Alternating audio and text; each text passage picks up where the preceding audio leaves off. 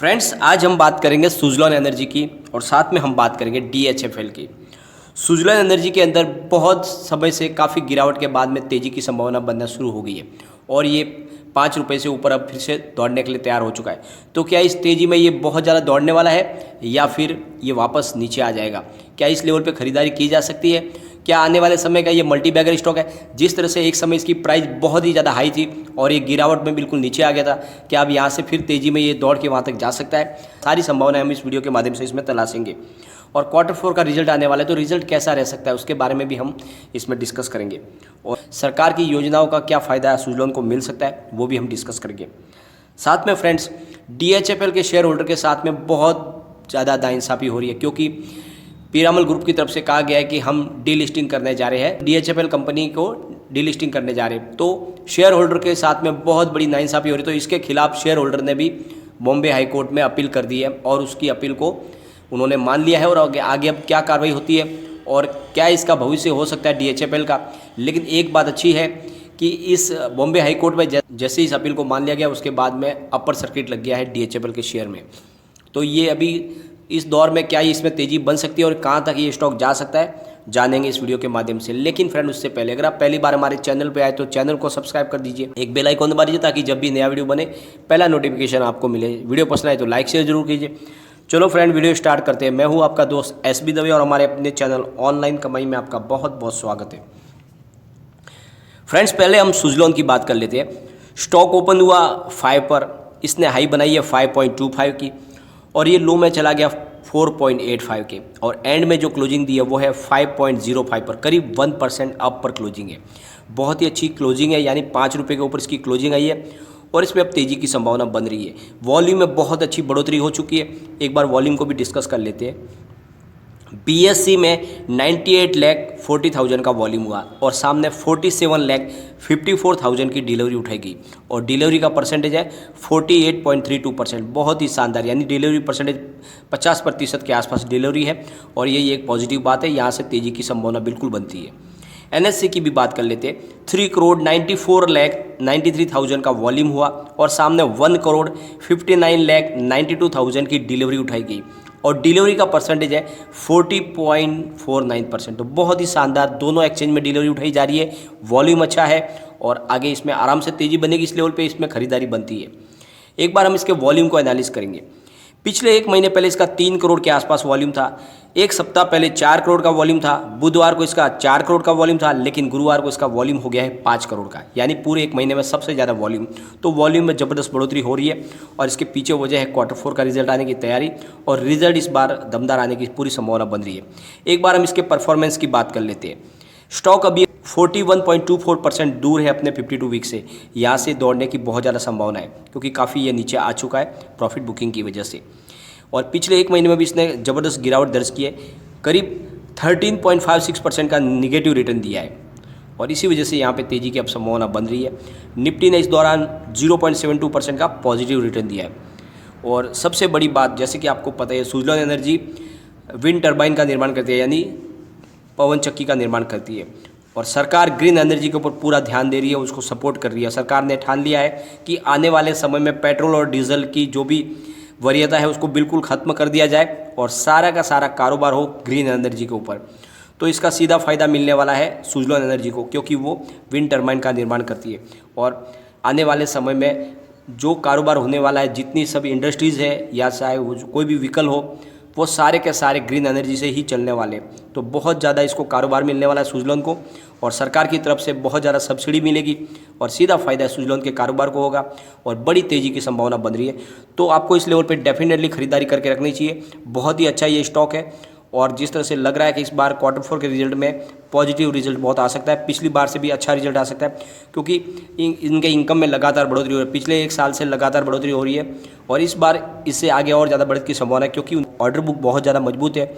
लगातार कंपनी को काम मिल रहा है, तो तेज़ी की संभावना बन रही है। तो इसमें आपको निवेश करना चाहिए। लेकिन एक बात का ध्यान रखें, फिलहाल ये पेनी स्टॉक है। निवेश करते समय ध्यान रखें, उतना ही निवेश करें कि अगर लॉस हो तो आपको ज़्यादा तकलीफ न हो। ये रिस्की स्टॉक है।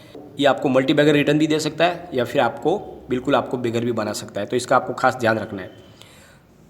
अब हम चलेंगे DHFL की तरफ। DHFL का स्टॉक ओपन हुआ 15.65 पर और सीधा 5% अपर सर्किट पर चला गया, यानी 16.40 पर 5% का अपर सर्किट लग गया। और इसके पीछे वजह बनी है DHFL के जो छोटे शेयर होल्डर है उन्होंने बॉम्बे हाई कोर्ट में डीलिस्टिंग के खिलाफ पिटीशन लगाई है और उसकी पिटीशन को मान लिया है हाई कोर्ट की तरफ से। एक बार हम इसकी परफॉर्मेंस की बात करेंगे तो 62.09% है, डाउन अपने 52 वीक से, यानी काफ़ी गिरावट हो चुकी है। और ये पिछले एक महीने में करीब 21.45% गिर चुका है DHFL का स्टॉक। और एक महीने में इस दौरान निफ्टी ने 0.72% का पॉजिटिव रिटर्न दिया है।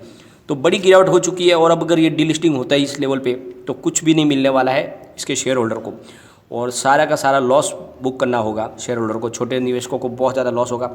और इसीलिए उन्होंने बॉम्बे हाई कोर्ट में डीलिस्टिंग के खिलाफ पिटीशन लगाई है, क्योंकि ये रिजोल्यूशन प्लान पास हुआ था और प्लान के तहत पीरामल ग्रुप ने पहले ही साफ कर दिया था कि वो आगे इस कंपनी को नहीं चलाएंगे, बल्कि इसको दोनों एक्सचेंज में से डीलिस्टिंग कर दी जाएगी DHFL को।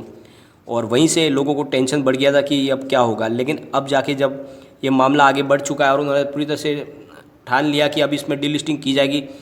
DHFL के छोटे शेयर होल्डर ने मुंबई हाई कोर्ट में डीलिस्टिंग के खिलाफ पिटीशन लगाई और उनका कहना है कि इस डीलिस्टिंग को रोका जाए, क्योंकि लगातार गिरते शेयर प्राइस में बिल्कुल अब गिरते गिरते कम हो चुकी है। और अब अगर डीलिस्टिंग होती है तो छोटे शेयर होल्डर को छोटे शेयर होल्डर की जो सारी पूंजी है वो डूब जाएगी।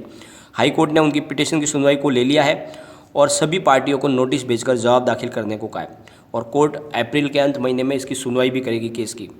दूसरी तरफ DHFL के जो छोटे FD होल्डर है वो भी ऑलरेडी पहले कोर्ट में जा चुके, क्योंकि जिस तरह से उनके लिए जो इसमें व्यवस्था की गई है, 4 उनके लिए ब्रैकेट बनाए गए, जिसमें सबसे कम पूंजी जिसकी है, जिसका FD होल्डर जो लाख रुपए 2 लाख रुपए की प्राइस वाला है उनको पूरे पैसे दिए जा रहे हैं, लेकिन 2 से 5 लाख वाले को पैसे कुछ काटे जा रहे हैं, और 5 से 10 लाख वालों के उससे कुछ ज़्यादा पैसे काटे जा रहे हैं। और जिसकी FD 10 लाख से ऊपर है उसको कुछ भी नहीं मिल रहा है, ऐसा उन्होंने जो ब्रैकेट बनाया तो ये लोगों को मंजूर नहीं है। और वो लोग भी अब कोर्ट की तरफ पहले से जा चुके हैं और वहाँ पे भी मामला चल रहा है, और अब शेयर होल्डर भी डीलिस्टिंग के खिलाफ कोर्ट में जा चुके हैं, तो ये मामला अब लटकेगा। तो जिस तरह से डीलिस्टिंग होने वाली थी और ये इसका जो रिजोल्यूशन प्लान था पास होने वाला था, अब इसमें रुकावट आएगी, क्योंकि ऑलरेडी सारा मामला कोर्ट में जा चुका है। और शेयरधारकों की तरफ से पुनीत नगलिया ने अदालत को बताया कि किसी भी लिस्टेड कंपनी को डिलिस्ट करने से पहले उसकी प्राइस पेयर ऑफर करनी चाहिए, यानी उनका कहना है कंपनी को डिलिस्ट करने से पहले उसके लिए फेयर प्राइस को ऑफर करना चाहिए, और वो प्राइस शेयर धारकों को मंजूर होने पर ही डीलिस्टिंग की प्रक्रिया आगे बढ़नी चाहिए। जबकि ये सेबी के भी नियम है कि डीलिस्टिंग के लिए शेयर धारकों को उसकी बेस्ट से बेस्ट प्राइस ऑफर की जानी चाहिए, तभी वो आगे डीलिस्टिंग की प्रक्रिया पूरी हो सकती है। लेकिन DHFL के मामले में इन सारे नियमों का पालन नहीं किया गया और डायरेक्ट उन्होंने डीलिस्टिंग की घोषणा कर दी। ऐसा नहीं कर सकते, क्योंकि जो प्राइस है वो शेयर होल्डर को मंजूर होनी चाहिए, उसी प्राइस से उनको शेयरों को डिलिस्ट किया जा सकता है। तो इसीलिए ये मामला अब कोर्ट में गया है और ये मामला अब लंबा चलेगा और उसके बाद में ही इसमें आगे कार्रवाई बढ़ सकती है। तो एक तरह से एक छोटी सी राहत मिल चुकी है इसके शेयर होल्डर को, क्योंकि मामला कोर्ट ने सुनने के लिए ले लिया है, और इसी वजह से अब जो है इसकी प्राइस में बढ़ोतरी हो चुकी है, अपर सर्किट लग गया है। तो जैसे ये मामला अगर लंबा खींचेगा और ये लगातार इसमें थोड़ी सी अपर सर्किट लगती है तो हो सकता है इसकी जो प्राइस है वो अभी 15-20 के आसपास है, ये बढ़ के कम से कम 30 से 35 तक भी चली जाए तो कुछ लोगों को राहत मिलेगी। वैसे भी बहुत ज़्यादा लॉस हो चुका है, यानी आप देख लो तो 52 वीक के अंदर ये 62% गिर चुका है। तो कम से कम उनकी जो सफिशिएंट ऐसी प्राइस उनको मिले जिससे उनका जो लॉस हो रहा है वो कुछ कवर हो जाए। फिलहाल तो उनको बहुत ज़्यादा लॉस है, लोगों की जो बाइंग प्राइस भी बहुत ज़्यादा है, 100 रुपीज़ के ऊपर है, तो इस समय तो उनको बहुत लॉस ही लॉस हो रहा है। और ये उनकी गलती नहीं है, DHFL में उन्होंने निवेश किया है तो कोई शेयर होल्डर की गलती नहीं है। इसलिए जो भी है उनके फेवर में काम होना चाहिए और सेबी के जो नियम है उनके तहत ही काम होना चाहिए। तो आगे कोर्ट में इसकी सुनवाई होगी और तब तक के लिए कुछ पॉजिटिव न्यूज़ निकल कर आई है, इसकी वजह से अपर सर्किट लगाए और ये दौर थोड़ा चल सकता है आगे भी। अगर जो भी फैसला आए वो शेयर होल्डर के फेवर में आना चाहिए, क्योंकि सेबी और जो भी गवर्नमेंट मशीनरीज है उनको छोटे शेयर धारकों के हितों की रक्षा करनी ही चाहिए। लेकिन फ्रेंड, कोई भी इन्वेस्टमेंट करने से पहले अपने फाइनेंशियल एडवाइजर से एक बार एडवाइस ले ले या अपना खुद का रिसर्च करें, क्योंकि मैंने वीडियो आपके एजुकेशनल पर्पज़ के लिए ही बनाया। वीडियो पसंद आए तो लाइक शेयर जरूर कीजिए और चैनल को सब्सक्राइब कर दीजिए। Thank you friend.